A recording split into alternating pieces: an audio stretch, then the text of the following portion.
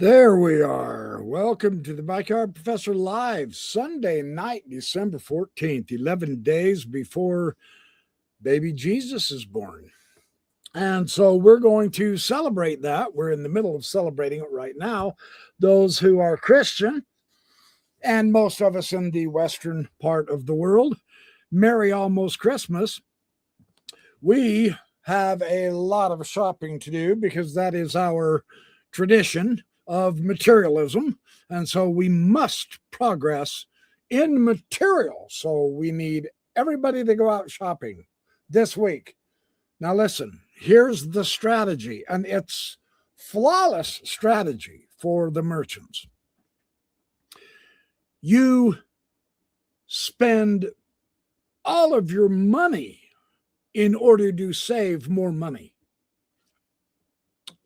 How can that not work? I asks you.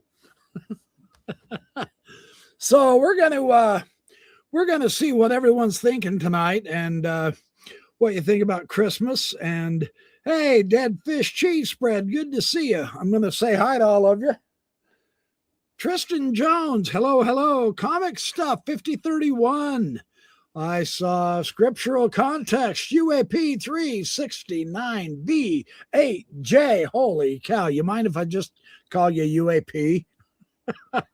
UFO Busters from Australia. Tim Rathbone, very good. Good to see all of you guys. Dean Pollard, welcome. Good evening to you. Aaron Lacey, I6C. What is with all these numbers and crazy things like that?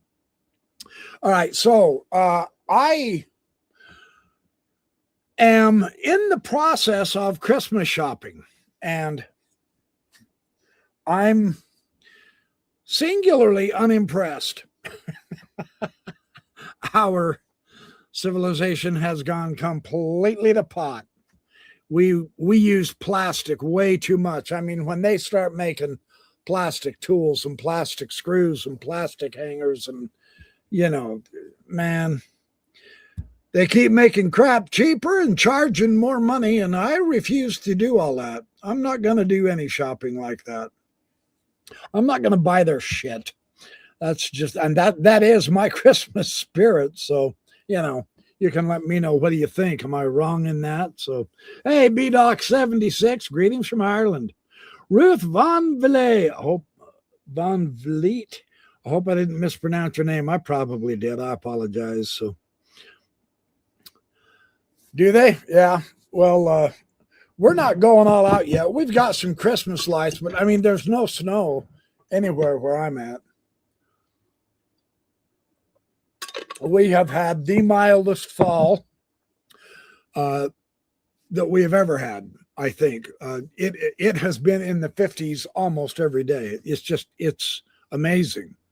No snow. Santa's not going to be able to come with his reindeer. I hate to tell the kids that, but they're going to be bitterly disappointed when they wake up in the morning on Christmas morning and no snow, but they still got their presents. So they're going to realize that the Santa myth of the reindeer guiding the sleigh might be false.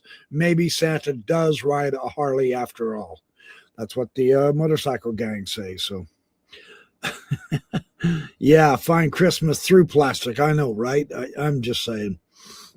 I mean, even the computers we have are made of nothing but plastic these days. So anyway, I think Christmas is a fun time to reminisce about the historical Jesus. I used to do that quite a bit. I've got several different books on the historical Jesus. You want to see one of my favorites on Jesus that I think is really fun? It's a big one. It's a huge one, actually. This is The Historical Jesus by Gerhard Thiessen and Annette Mertz. This is a comprehensive guide. They're pretty conservative. They really do a bang-up job discussing all the ins and outs, all of the background historical context, etc. And, there for a while I was on a historical Jesus kick. I don't know if any of you have ever read this guy or if you remember who he was. I may be biting the bullet here, but This is by Bishop Spong, John Shelby Spong, born of a woman. A bishop rethinks the birth of Jesus.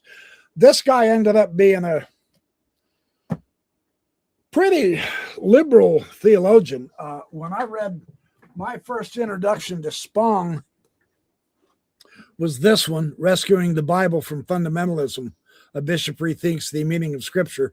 And I read this when I was a Mormon apologist, and it was a eye-opening experience to find out that Paul might have been a homosexual. That is all anybody and everybody talked about, and you either hated him or loved him, Spong, because of that huge controversy. Man, in his day, I mean, they did everything but burn crosses on his lawn. He became world famous because of his stance, but then he did the more liberal approach where the basic normal, whatever normal means, normal interpretation of Jesus and who he was and what he did and what he said, and let's interpret the gospel this way or that way or whatever.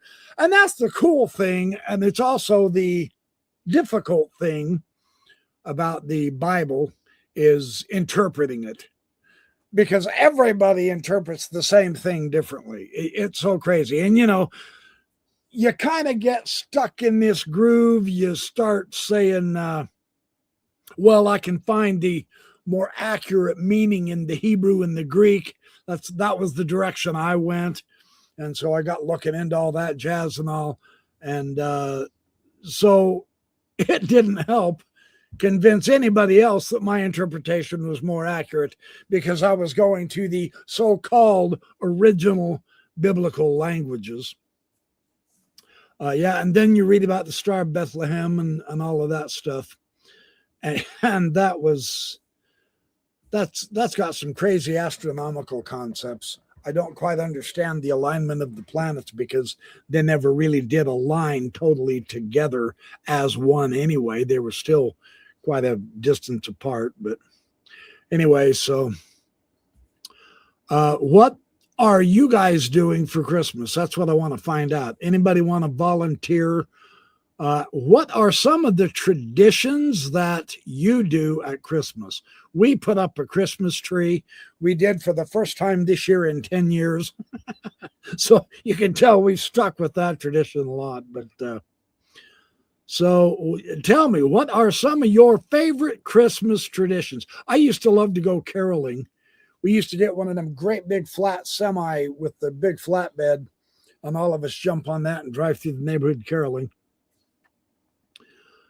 And it was fun because back then there was a boatload of snow. And of course, with the snow comes snowballs. And there were enough of us together as a group that we would make snowmen in everybody's yards. It didn't take us very long at all. We got to where we could make a snowman pretty much every yard through the neighborhood. It was pretty fun. It was pretty spectacular. And then, of course, all of us boys would go around the next week or so with our wood swords or whatever and fight the snowmen and knock them down. But yeah, we got in trouble by a few of the people. They really liked them. So, all right. So none of you are telling me what your favorite Christmas traditions are. Come on, talk to me. I don't care if you think it will snow. I'm not interested in that. What's this one? Bethlehem has its own style. It's a Star of Bethlehem light on the front porch, wreath on the door, and 3 white candles in the windows. Hey, that sounds kind of cool. Eating. UFO Buster says his favorite Christmas tradition is eating, and I think he wins the prize. You win the gold forehead on your star award, because quite frankly, I love eating too. Now, the tradition, for those who can afford it, and I'm not one of them, is to eat ribeye steak. Have a great big steak for Christmas dinner. So what do you guys eat on Christmas? Me, we've actually done barbecue hamburgers before. That's kind of fun. Not a whole lot of, you always have to have vegetables, because vegetables are good for your guts. Really? Yeah, no kidding. Look at this. Turkey. turkey for Christmas. So I haven't done that because, the turkey for Thanksgiving thing kind of wore my taste buds out for the flavor of turkey. But I will confess, I like the stuffing. The stuffing is really quite good.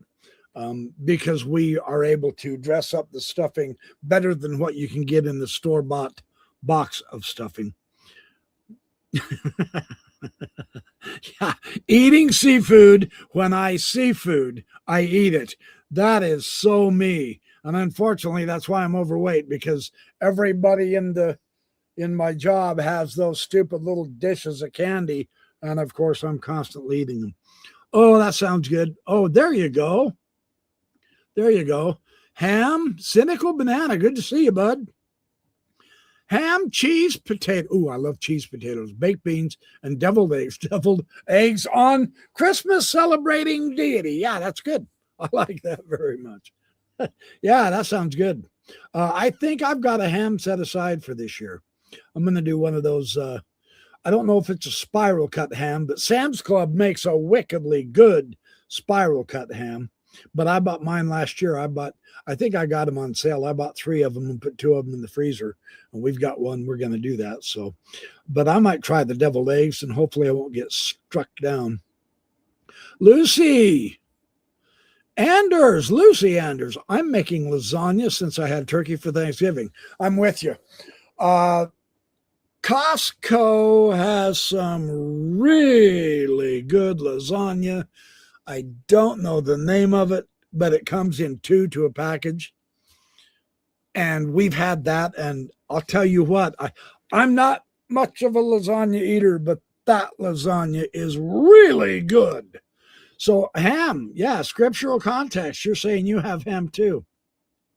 I like this too. Lots of prawns. Of course, and you're from Australia, UFO busters. So in Australia, are you by the coast? You must be by the sea coast, because you do lots of prawns, Christmas puddings, lots of junk food. Always good. Yeah. Junk food, that's our steady diet. Oh, there you go. And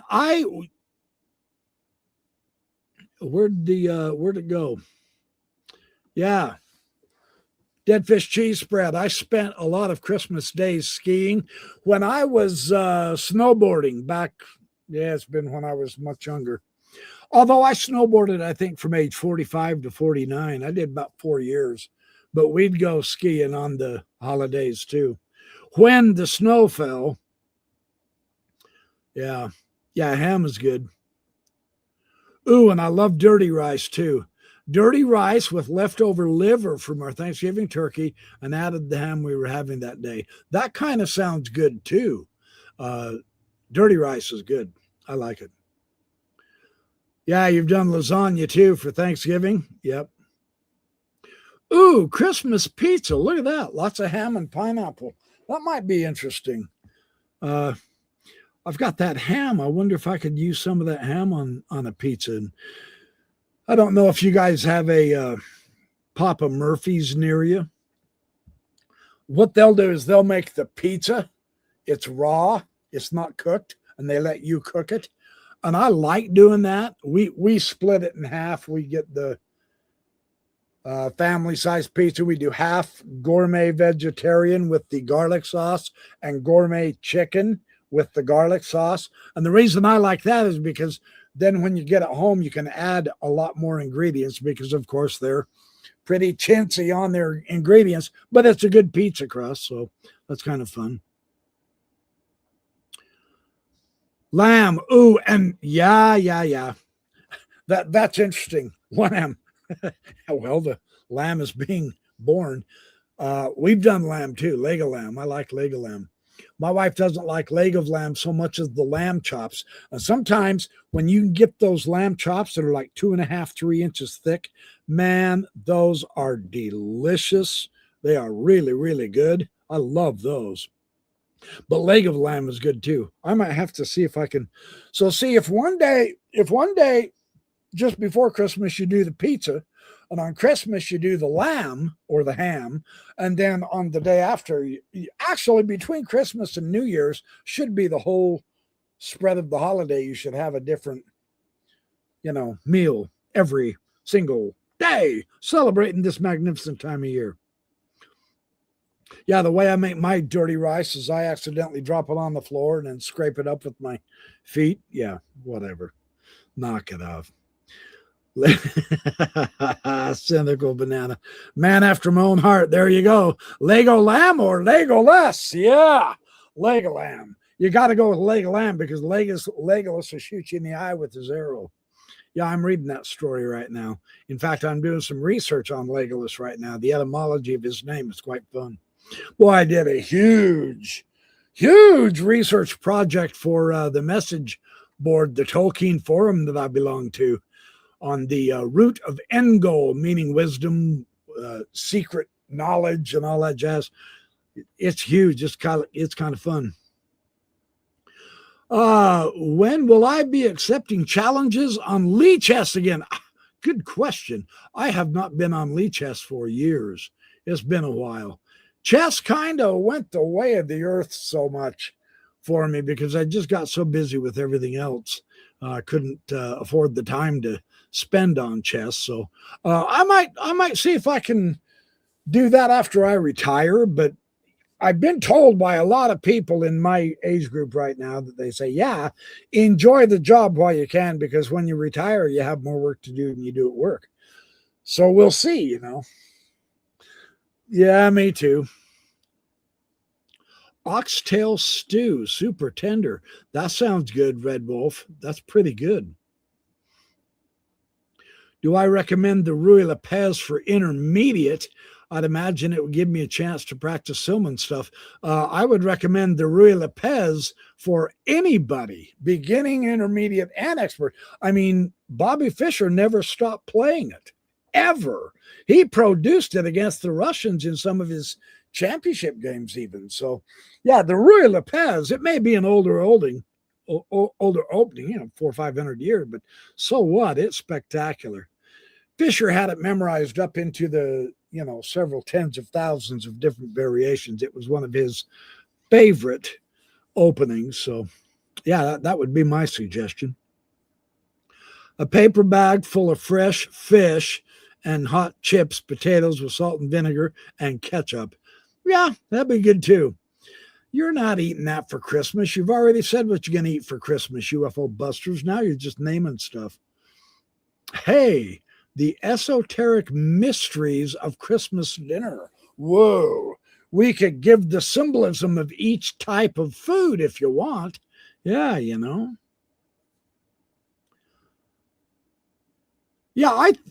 Yeah, Bobby Fischer did real good with the Ruy Lopez. I would strongly recommend you study it. They do have specific books on specific openings of the Ruy Lopez, but since we're on this real quick, the other guys will have to forgive me. But this book here that I got, Bobby Fischer, The Career and Complete Games of the American World Chess Champion, that's a great book. It's by Karsten Mueller, forward by Larry Evans. This will show you all of his tournament games where he played the Ruy Lopez, and he did very well with it. So, if you do want to study the Ruy Lopez with Bobby Fischer, that would be a superb book to do that, without question. Yeah, I got out of whack. What happened to your UFO observation with your C5 telescope? I like it when you do UFOs. Yeah, I like to do UFOs too. I just haven't got back out. I am so busy, it's ridiculous. And if you're too busy, then you're too busy. And so I'm hoping retirement will. I have so much other stuff. My ADHD kicks in and I lose track of absolutely everything. It's really weird. Yep. Uh-oh. Here we go. Fact, I don't know how I was able to get anything done now that I'm retired. Not enough hours in a day. Yeah, thanks. You're not supposed to tell me that, dang it.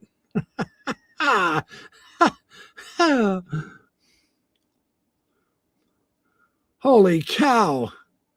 You was considered a chess master at 13. It's been a while since I played. What did you ever quit for? Of course, and that's what they asked me. Why'd you put it down? I don't have the time right now, man. No kidding. Well, you'd beat the pants off of me, man. I was never even close to chess master. It was a lot of fun. I did it more for a hobby. Yeah, we're talking chess, Bobberkins. Yeah, we're just talking about it. We're not playing it, right? Yeah, another one you want. Hey, now that we're looking at chess books, one of the truly, truly good books, and it's an older book. I agree, it's an older book, but I'm not kidding. This is Tartakower and J. Dumont's 500 Master Games of Chess.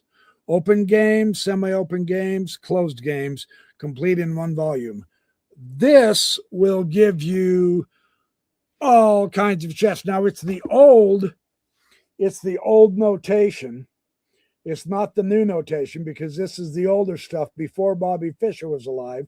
This is more in the era of Alekhine and Nimzovich and Capablanca and Reddy and all those guys. But there are some superb games. Every game is superb, but there's some great Ruy Lopez in this one as well. And I don't think that one would be very expensive because it is an older book. It's not like these new books that give you fluff and they charge you $79. These old books that give you the pure gold, they're only like $9.99, and it's huge. It's got 500 different games, and they're not kidding. It's a pretty good book. So, yeah, absolutely, Adam. Yeah, you will enjoy that. How can I make a second last forever? I have no idea. Good question. Why would you want to? Did chess begin in India or Persia? It began in Russia. Haven't you studied your chess history? That's a good question, though. I've read the, what's his nose? I've got his history book. Of course, then I've got some of what's his head's books, too, where he talks about the history. I always understood it was in India. I'm going to go with India. Boy, I'll tell you what. India is kicking out some serious chess players right now. Man, those guys, they're serious. Yeah, no way, Russia. I was joking. Yeah, no, Russia did not invent chess. Yeah, chess is about destroying your opponent's ego. Yeah, well, that was Alekhine's. Every one of us wanted to be Alekhine at one time until we realized how impossible it was. But it was fun to read and play through his games and study his games, though. I did it for years and never got any better. But man, he was so fun to play. He was something else, man. Yeah, body language is very helpful. Very, very helpful when you're playing chess. You can do a lot of things interesting with. You see that game with when Kasparov played. I can't think of his name now. It's been so long since I've looked at chess. He was a little kid, about 8 years old, and he didn't pay any attention at all to Kasparov, who was then the world champion. And he was just kind of fiddle farting around. And then later on,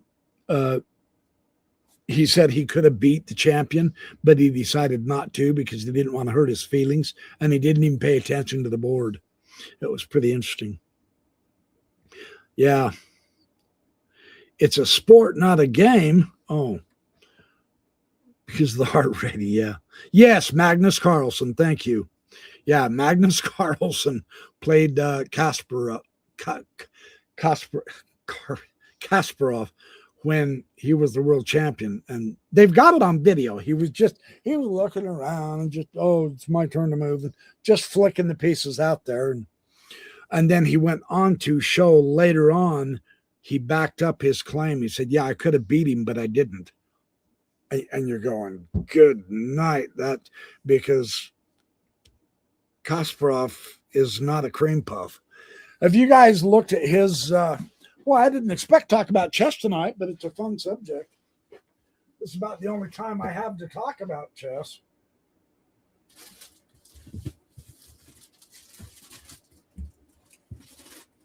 This series of books, if you want Christmas presents, Garry Kasparov, my great predecessors. I didn't get the whole series. They're pretty pricey, and I would expect by now they're really pricey. But I got one. I didn't get number 2. I got 1, 3, 4, and that's the Fisher volume, and 5. And he did a tremendous job of all of the former world champions and their games and all that. He kind of was, I mean, he was trying to be realistic, but he kind of dissed Bobby Fischer. But he dissed the Russian team that played against Fischer as well, somewhat. He said they could have been better prepared. They went in too cocky, and but now they say Karpov and all those guys, they say, yeah, Fischer wasn't that good. He certainly wouldn't survive today. But then if he'd lived all that time, you know, if he was still alive and still studying, he might. But yeah, so, you know, yeah, I think so too, Adam. I think Bobby would have gave Kasparov a rude awakening myself. But yeah, Bobby went off the rails somehow, some way. So anyway, that's too bad. Yeah, it's fun to look at. That's about 3,000 pages of chess I'll never get through either. They're fun to look at periodically.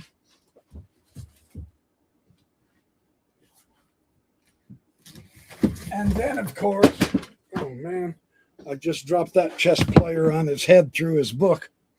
There's this one by Laszlo Polgar.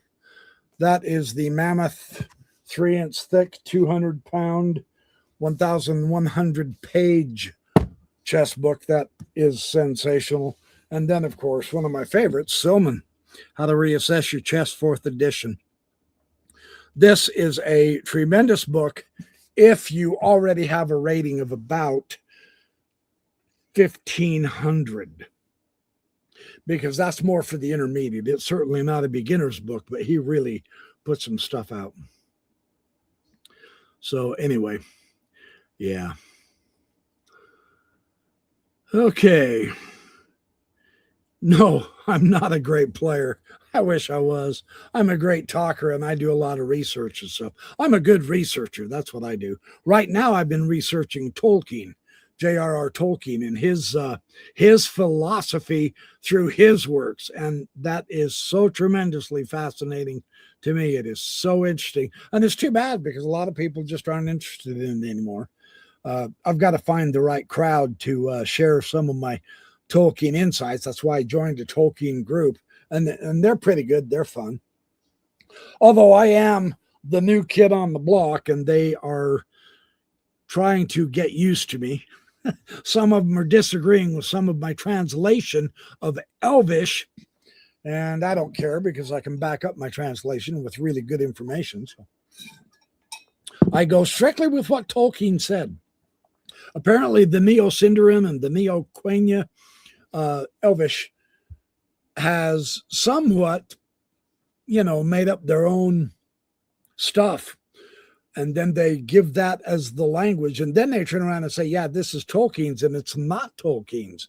And I happen to have some very, very, very good references from some very powerful Tolkien scholars like Carl Hofstadter, who was one of the editors with Christopher Tolkien of J.R.R. Tolkien's papers, the ones he wrote by hand on the back of napkins and stuff like that. They all worked together to get all that published. Well, that's the History of Middle-earth series with Tolkien, and I've got most of those books. But yeah, the the argument over the Elvish languages is really remarkable. I'm finding that to be utterly fascinating. I mean, even if they were invented, it doesn't matter. They bring a depth and a fun, interesting aspect of Tolkien that you just won't get watching the movies, nor will you get it entirely from just reading the books. And so I'm gonna eventually end up showing some of the Sindarin. I'm studying the Sindarin right now. The original is the Quenya. That's considered, Tolkien himself said the Quenya was the Latin, as Latin is to English, so Quenya is to Sindarin. Sindarin is more of the conversational back and forth language. How you doing? Maya Govana and all that jazz. Melanin, hello friend, and all that. Melanin, Maya Govana. That means well put, well said, well met. So it's a lot of fun. It's really, and I know this is going to drive you crazy. I get it. It's all good, but it is one of the most interesting spiritual undertakings I have ever done, is studying Tolkien, believe it or not. And you're going, dude, it's a fantasy story. It is. That's true. But he taught genuine, real, beautiful truth in that story. But he didn't teach it to you like a philosopher. He showed it to you through his characters. And that's what makes Tolkien so much fun to read and to study. Now, I've been buying some of the, that's all upstairs. I've been buying some of the scholarship crap, where they get into the nitty gritty and all that. And that's the kind of stuff I love to do anyway. And yeah, wow, man, the insights just keep coming about a mile a second. It is so fantastic. So, yes, Elvis was great too. Yeah, I never read anything by Elvis. And no, I did not listen to his music much. So,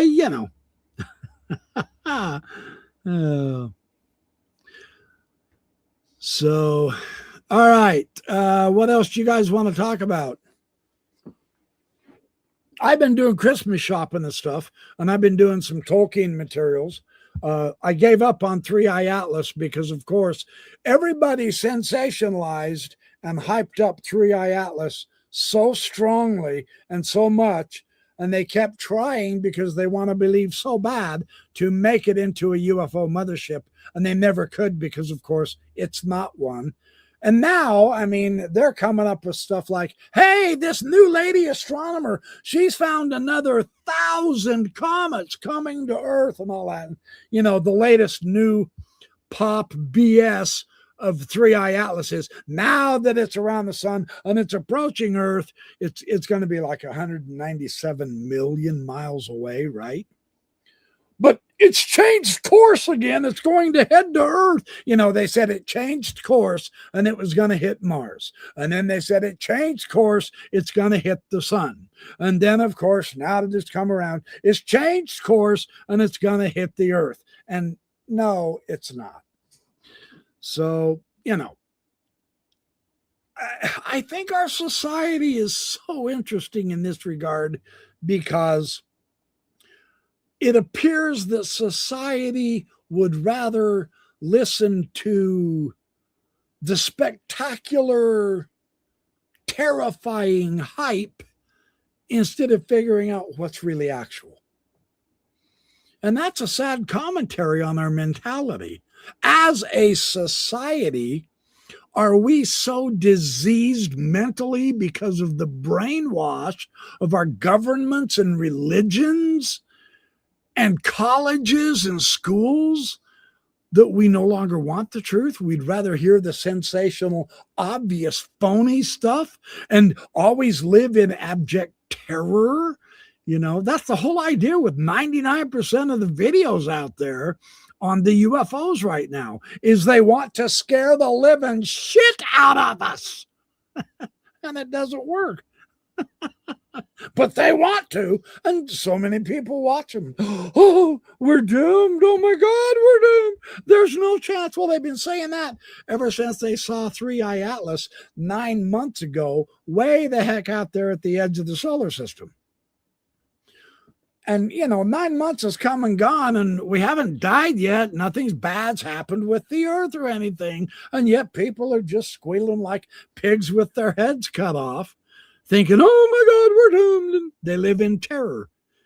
But that's kind of the way the authorities like to keep the public, because it keeps us off balance, and that gives them the chance to do whatever they want to without our say so. And that's how we become enslaved, is living in fear, because if they can truly scare you, then you will give them more power than they ought to have, and then they'll enslave you. And they'll say, thank you very much. Now give us all your money in taxes. And there ain't a thing you can do to stop them.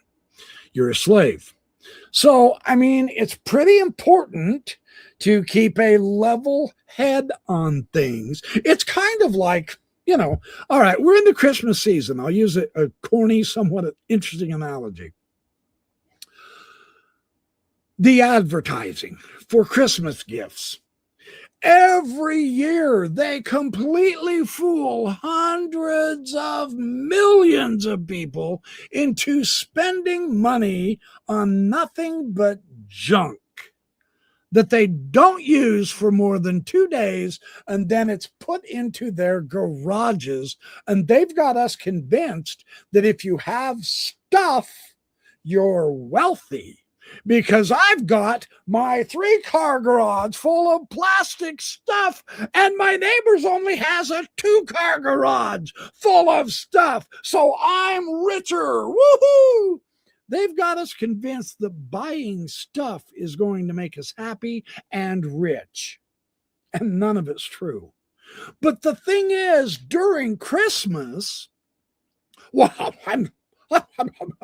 we've got a 60% sale, 60% off on these cupcakes, 60% off on these plastic straws that you can use with your drinks. We've got 60% off of the pop that you can buy so that you can use your 60% off straw to drink our 60% off pop.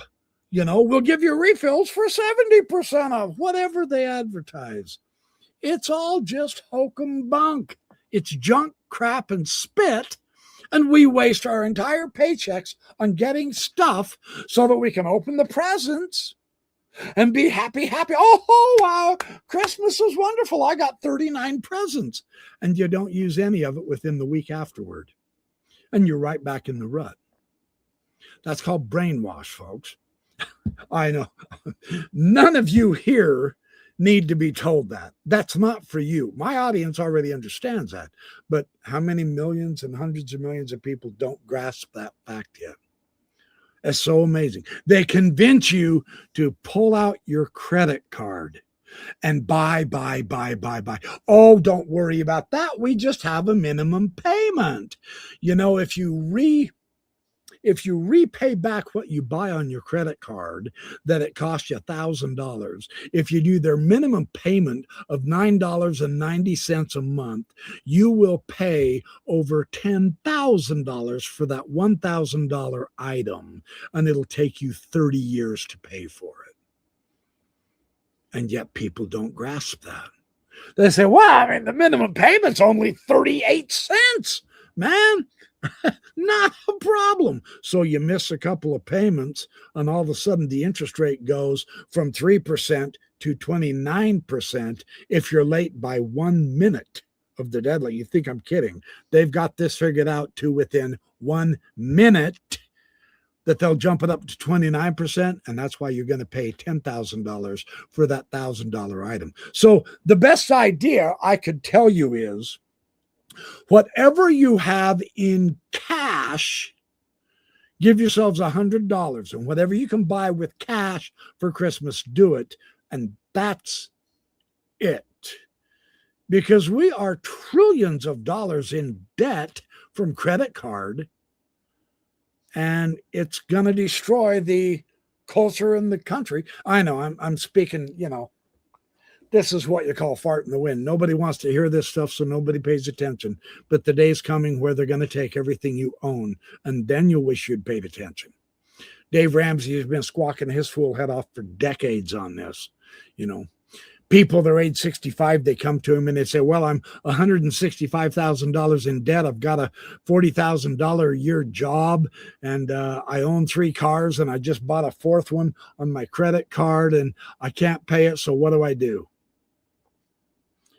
It's a horrifying nightmare of people who have been brainwashed through the advertising to spend 100 times beyond their means, and then they get depressed when their valuable wealth is taken from them. Not the money, the actual thing they bought. They come and repo the car, they come and kick you out of your house, etc.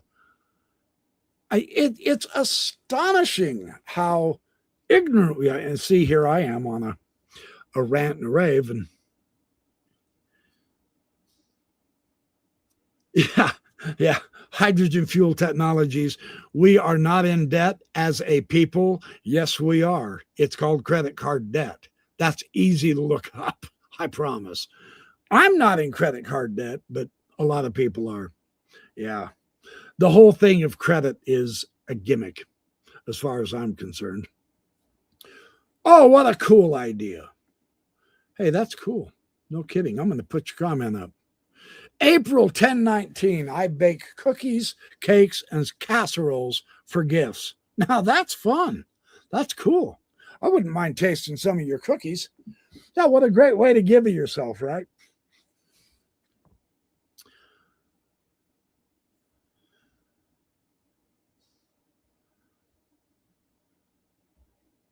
That would be fun. Yeah. You want to get on a podcast and talk about it? Get a hold of me. I'll have you on my podcast. You tell me how all debt is all made up and fake, because that's got to be almost as big a conspiracy as the conspiracy of spending with your credit cards. I have neighbors who are dirt broke because they spend their credit cards. You can't tell me that's fake to them. They're losing their house. They've lost their car, etc. So, I mean, where's the fakeness with them? You couldn't convince them if you had to, because they're losing everything they had being purchased by credit cards. That's what I'm saying. So, yeah. And I mean, there is conspiracies with debt in order to jack up prices. Yeah, I get all that. Sure. But yeah, my economics is not my strong suit. But yeah, that might be kind of fun to do. Get a hold of me. We'll see. Yeah, that'd be fun. All right. No, I'm not going to put you on speakerphone.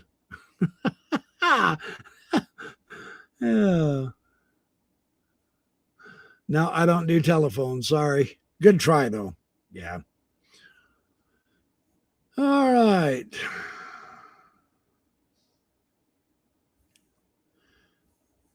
What else you guys want to talk about besides the fake debt? I don't. Yeah, let's talk about something else right now.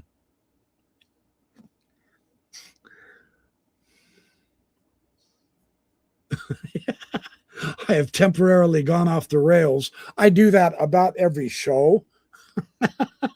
And I will be returning shortly. Okay, ta-da! I'm back. I've seen people who do pre-worked over videos, and I've done a few myself, and some of those are boring. Sometimes, excuse me, sometimes it's fun to go off the rails and change it up. So, yeah. All righty.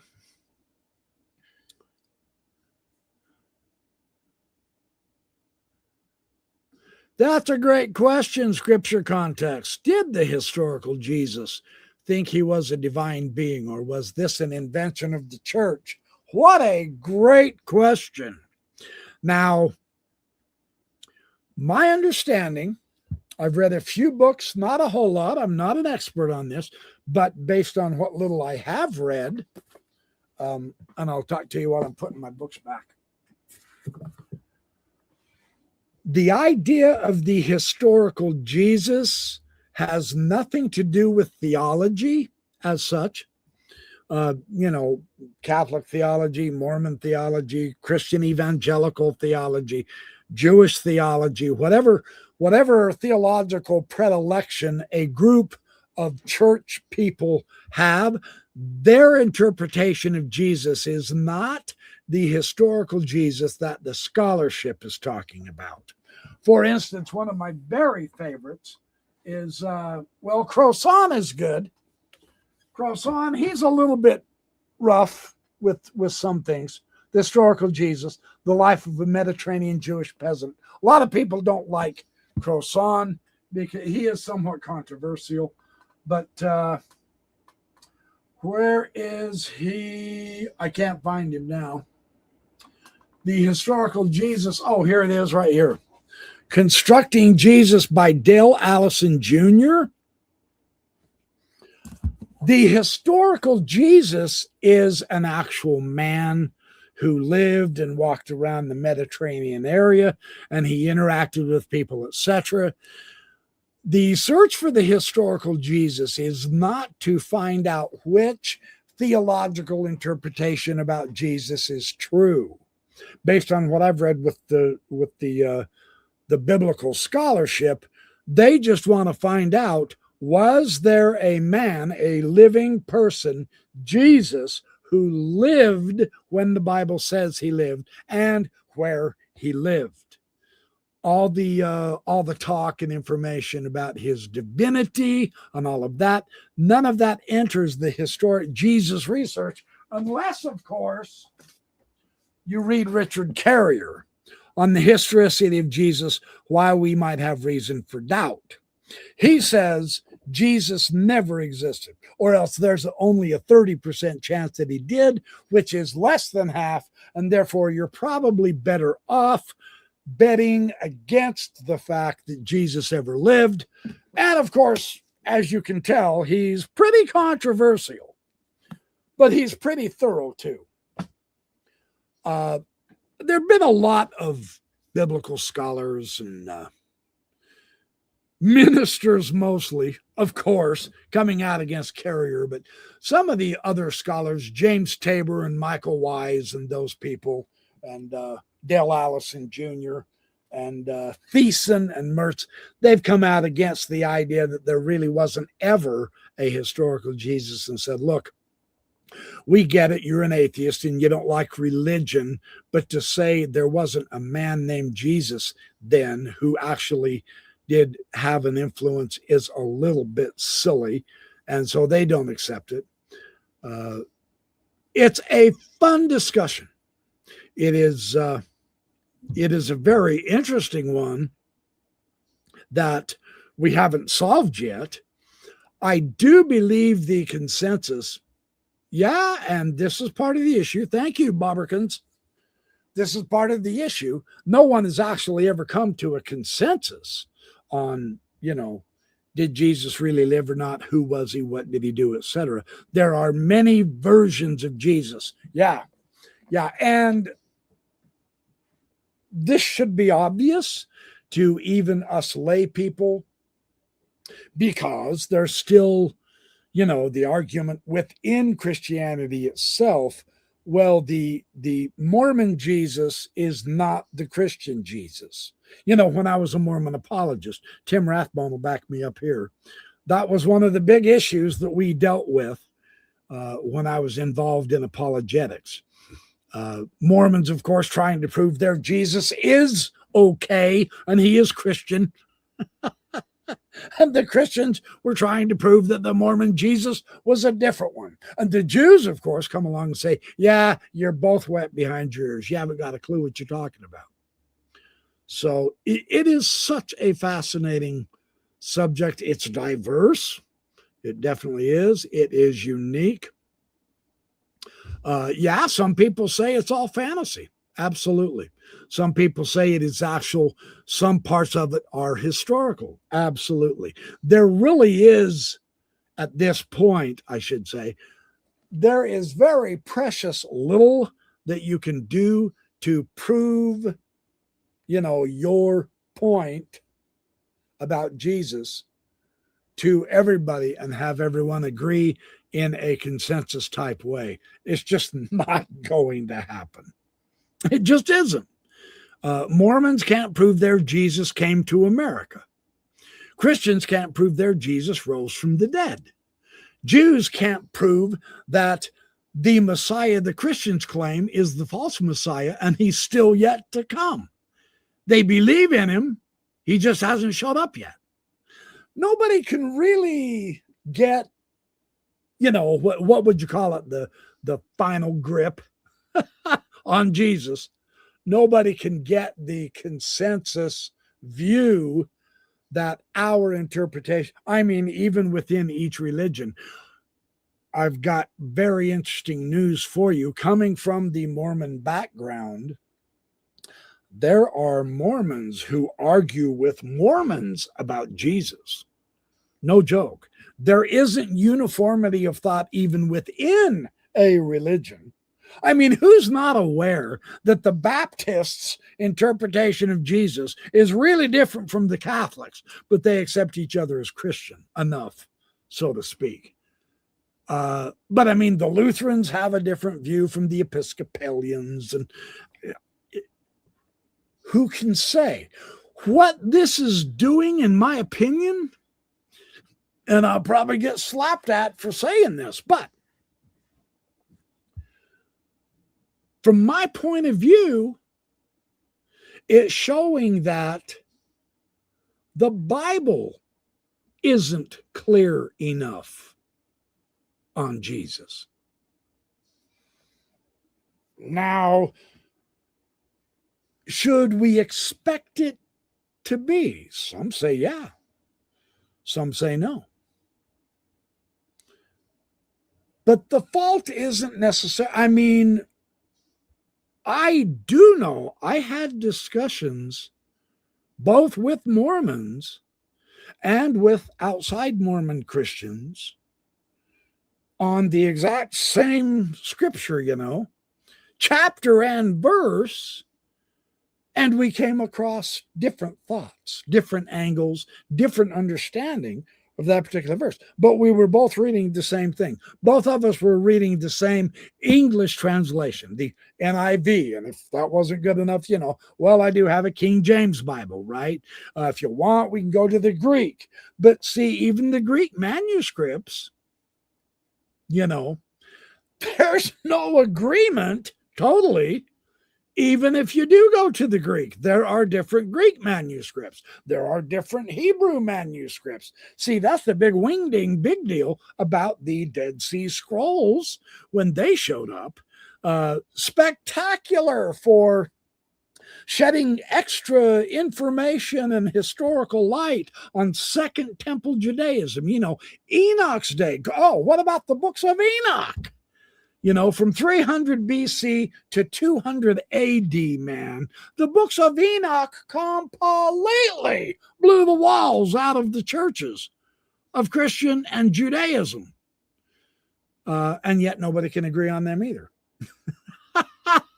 It is such a spectacular discussion if you're comfortable with the idea of being refuted if you want to come to any hard, fast conclusions. And if you're not comfortable with the idea that you might be shown to be wrong about some of your conclusions, then it's a great discussion.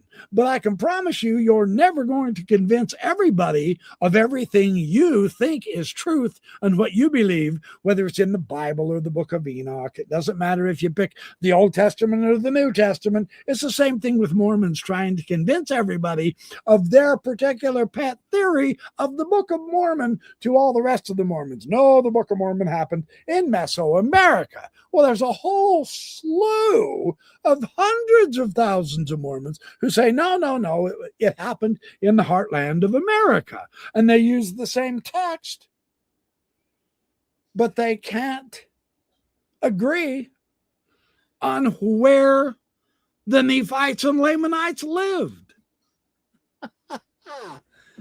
Very similar in Christianity. And yeah, you want to make fun of the Mormons, go ahead. But if you're a Christian, you better look in your own house too, because you're in the same boat.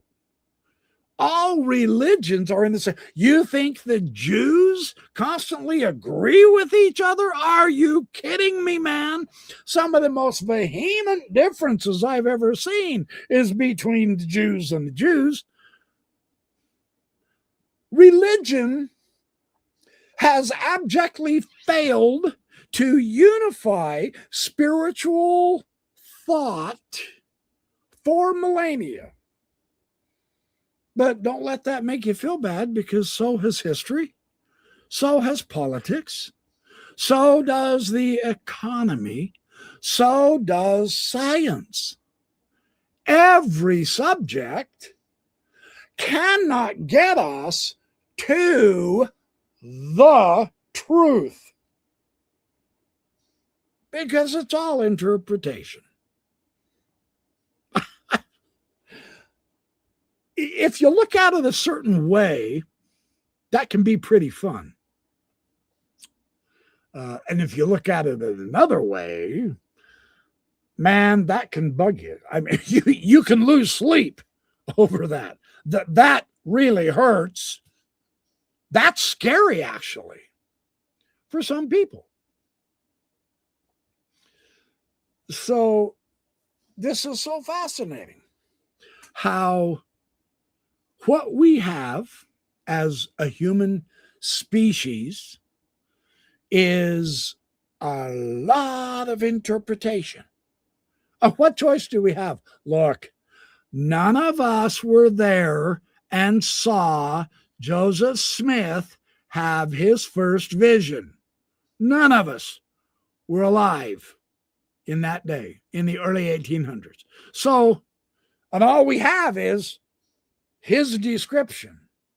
And by the way, there's several different versions that are somewhat contradictory. But if you mock the Mormons for that, be real careful if you're a Christian, because the Gospels, Matthew, Mark, Luke, and John, are exactly in the same boat. None of us were there. There are contradictions, etc., in each one of the stories. And we really don't know, because it's all interpreted. I think part of it is that we want certainty so bad, because that's what's denied us, right?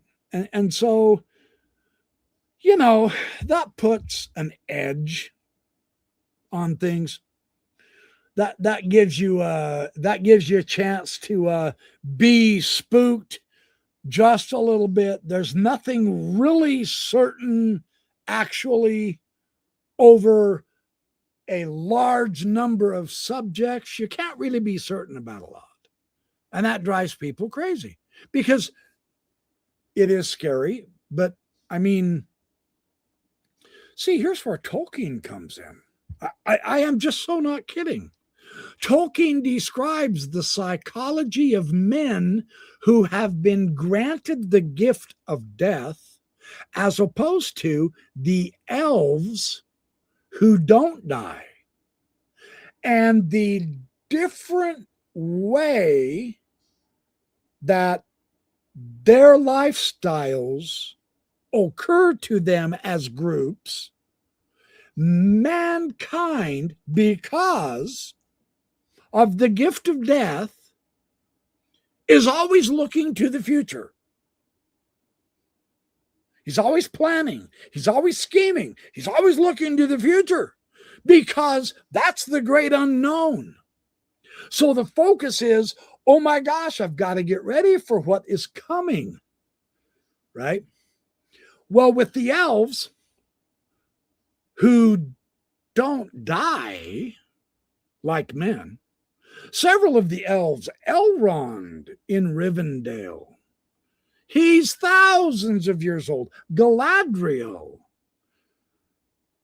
all of the elves are very, very old. Thranduil, thousands of years old. They focus on the past, because their memories never go away. They don't lose their memories. And eventually, their memories are so all-consuming full, thousands of years of whether they were happy in a certain situation or miserable, whether they had been at war or had a pleasant home and a family, whether they had almost starved to death. All of those memories they retained for thousands of years. And life itself, the here and now, did not appeal to them. All they had to fall back on was the past.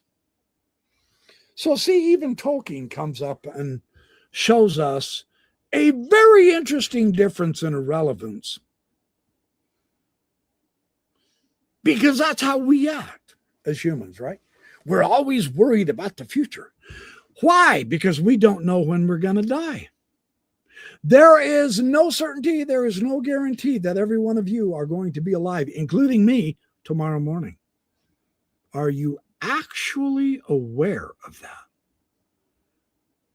And so my serious advice is tonight, after this production that I'm putting on, is you go tell your loved ones how much you love them. And I'm serious. Because you don't know if you will ever be able to say that again. But an elf, no, an elf doesn't have to worry about doing that at all, because they know they're not going to die in the morning. They don't die. They live for day after day after day after year after year after year after year after decade after decade after century after millennium after millennium. Oh. And their future is positively horrible. Ours is fearful, theirs is boring. What a fascinating concept. So now I'm just batting my gums, sharing ideas with you.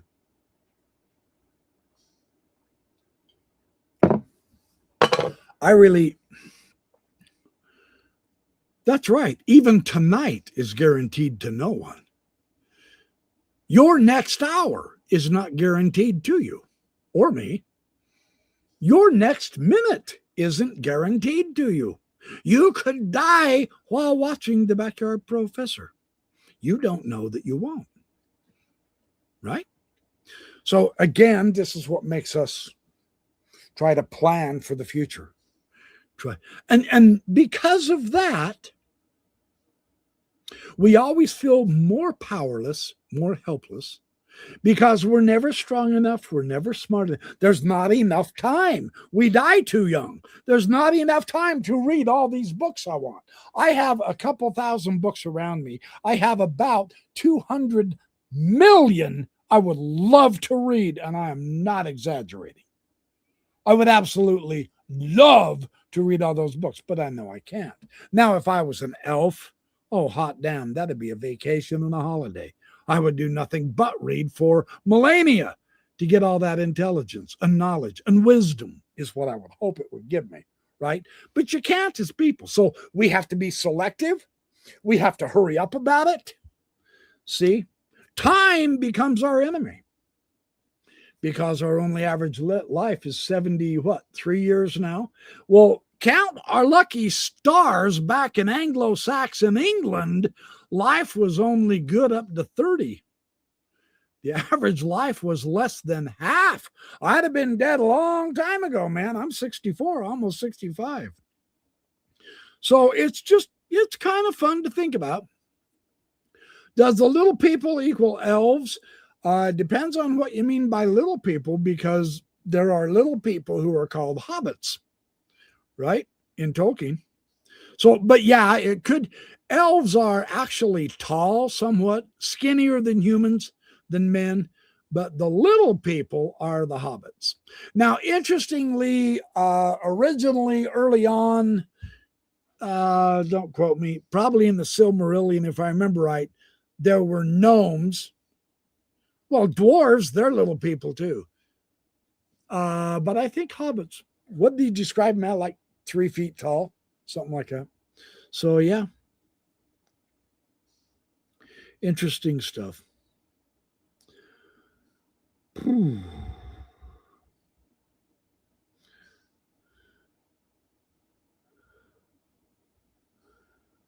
All right.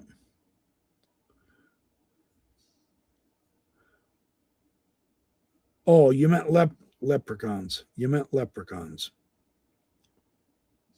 I truly don't know.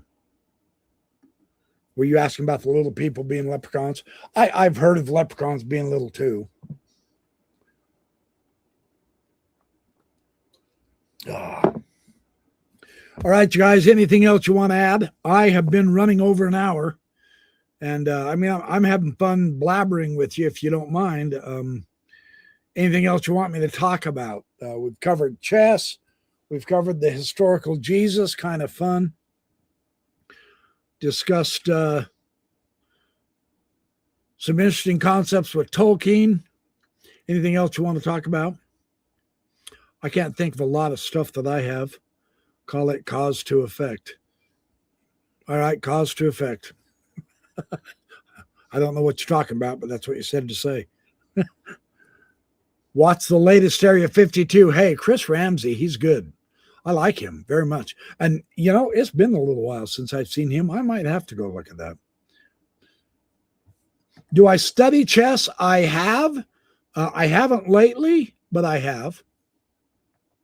Oh, and my painting. See, here's my ADHD. My wife's kind of mad at me that I just quit doing my painting. Well, I didn't quit doing my painting in my mind, but my body has quit painting, so I've got to get back with it. So, yeah, I've got to do some. Boy, see, there's just not enough time. See that interesting psychology there, right? It's just such an interesting. The year in review? Oh, I could do that next time. No, next time is closer to Christmas. I don't know what I'm going to do next week. Any suggestions? What you want to hear next week? Any subjects you want me to cover? Trying to think. Well, let's see. Hey, the 19th is when 3i Atlas is going to be closest to Earth. I might do a 3i Atlas. Let's see. Today's the 14th, 15th, 17th, 19th. Oh, yeah, that's only 5 days. That's going to be Monday, Tuesday, Wednesday, Thursday, Friday. That's going to be Friday. Friday night, I'm going to have to do a 3i Atlas because it's going to be closest to the Earth. And that's when we can all wave and see the aliens and the mothership will dip its wings and all that kind of other stupid happy horse shit that everybody keeps making up. Yeah, Marco Rubio has said that, according to some interpretations, that we are back engineering craft. That's true. Yes, I have actually done that, Space Cow. No joke. Don't laugh. Audio books while painting. That's a spectacular way to kill two birds with one stone. I love doing that, actually. Yeah, the latest Area 52. You would love to hear my opinion. What was he talking about?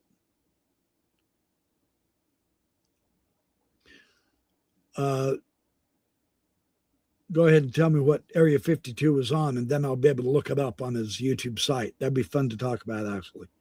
A 3i Atlas party would be neat. Yeah, it would.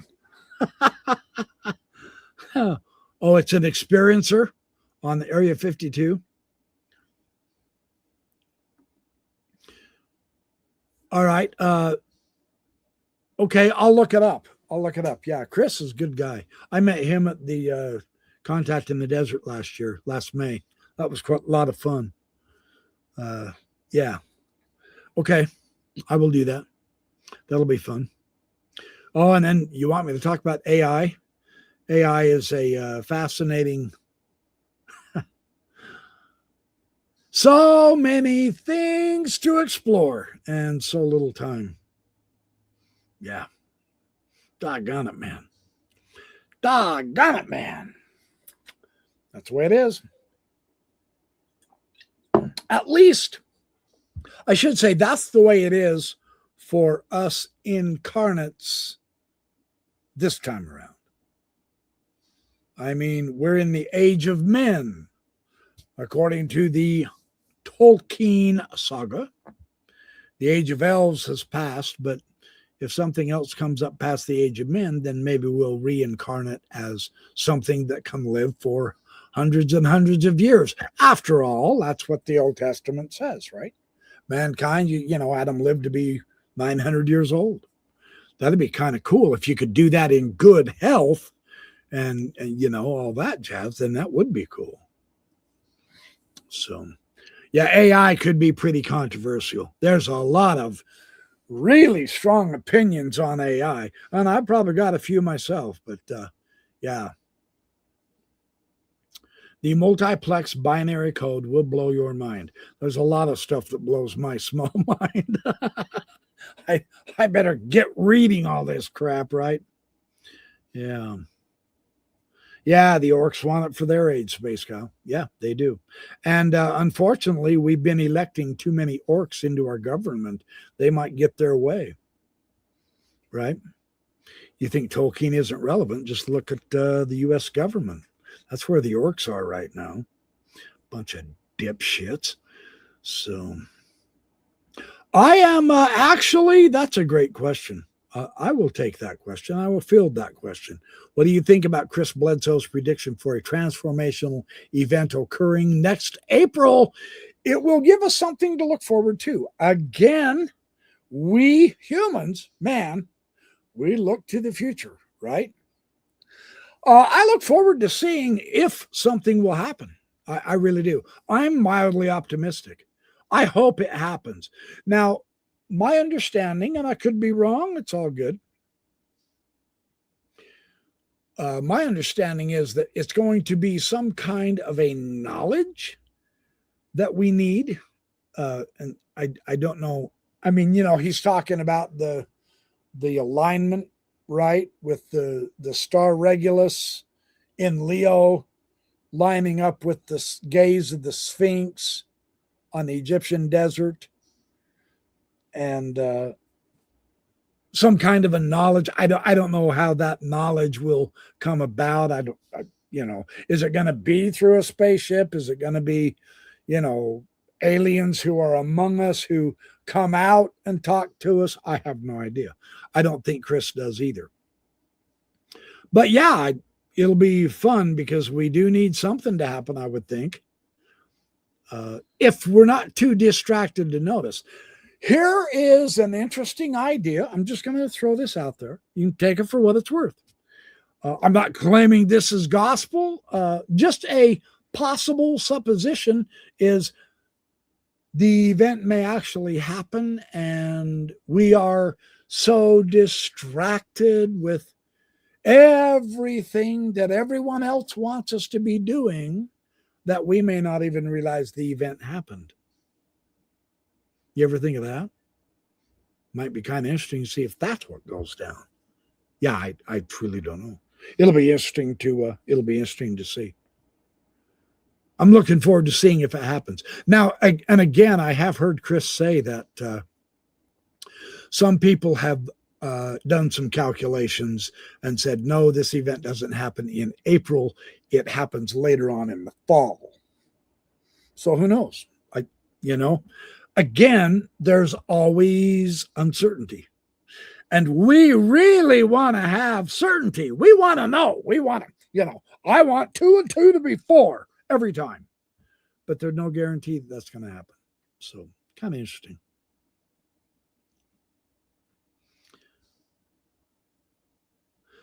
I haven't heard that AI is going to take all of our jobs.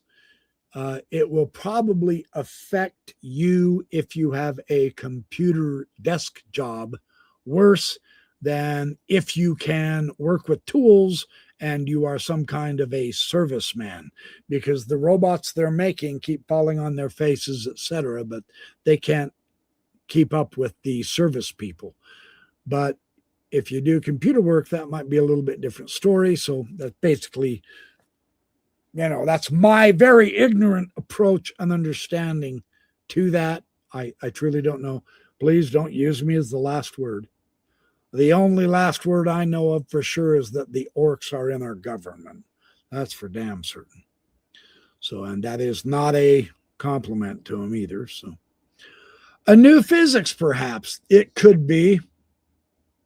But if it is something with this new physics idea, I've also heard as well that it's not necessarily new knowledge. It's not more knowledge that we need in our society. It's more wisdom. We have enough facts. Quit giving us facts.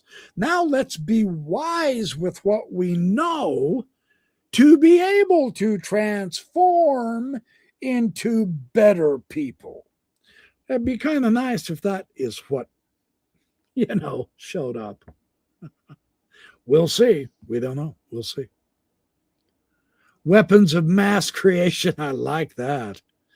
Weapons of mass creation. Yeah, interesting. Fun. Yeah, April Fools. Yeah. Yeah, I don't know. Could be a complete prank. I've actually, more or less, somewhat come to the approach, the attitude. I don't know if I'd call it attitude, but I've kind of come up with the idea that I get that what it's going to take is the aliens themselves to give us disclosure. Because of the way it's been handled for the last 80 years, there ain't no way the government's ever going to tell us what has actually happened. Their liability will be too great. We will let God judge them. And it's going to be so bad, I don't even think I'd want to see that, because they aren't sitting in a pretty spot, if you believe that kind of thing. So anyway, yeah, thanks. No, this has been a fun discussion. It's been very interesting. You guys are always fun to talk to. You're always, you're sharp. You're cool. You're a great audience. No joke. I enjoy all of you. I enjoy your ideas, and I enjoy it when we can banter around and kind of, bounce ideas off each other. I mean, that's essentially what we do as people anyway, right?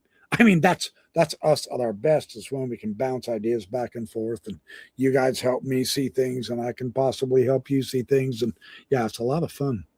I absolutely, totally enjoy these Sunday night chats with you guys. Yeah, well, yeah. Hey, Mark Holland, good to see you, brother. Yeah, you might have missed the original show. We all just sang Silent Night or something like that, didn't we? No, we didn't sing. Oh, it's all good.